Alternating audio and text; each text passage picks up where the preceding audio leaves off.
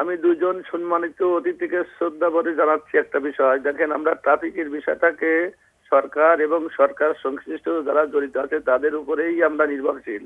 কিন্তু আমি দুজন সম্মানিত অতিথির কাছে জানতে চাচ্ছি, তারা ছাড়া সাধারণ জনগণ, সাধারণ যারা এই যে রিক্সা চালায়, বাস চালায়, আমরা সাধারণ যারা হোন্ডা নিয়ে যাই, তাদের যদি ওনারা কোনো মানে কোনো ভালো নিউজ দিতেন, ওনাদের মুখ দিয়ে আমরা যদি শুনতে পারতাম, আমরা কি করতে পারি, সেক্ষেত্রে আমাদের কি অবদান। জি, আপনি কি ধরনের নিউজ চাচ্ছেন একটু যদি স্পষ্ট করে বলেন।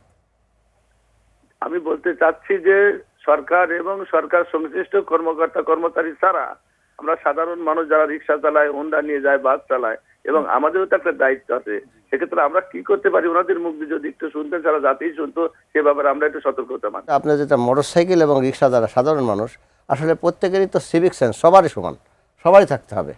কারণ আপনি এবং রোড ইউজার, আদার রোড ইউজারকে আপনি রেসপেক্ট করতে হবে।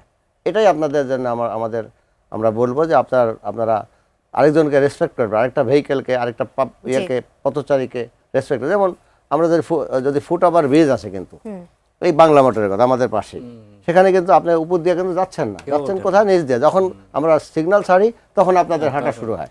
তো এই জিনিসগুলো প্রত্যেকেই যদি আমাদেরকে হেল্প করেন, আমাদের জন্য আইন শৃঙ্খলার বাহিনীর জন্য আমাদের জন্য আইন ইমপ্লিমেন্ট করা খুব সহজ হয়।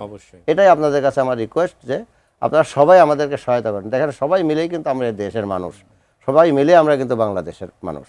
এই দেশটা আমাদের সবার। আমরা যারা চাকরি করি তাদের যেমন, আপনারা যারা এদেশের সাধারণ জনগণ তাদেরও, প্রত্যেকেরই আমাদের এটা মিউচুয়াল একটা রিলেশন থাকতে হবে।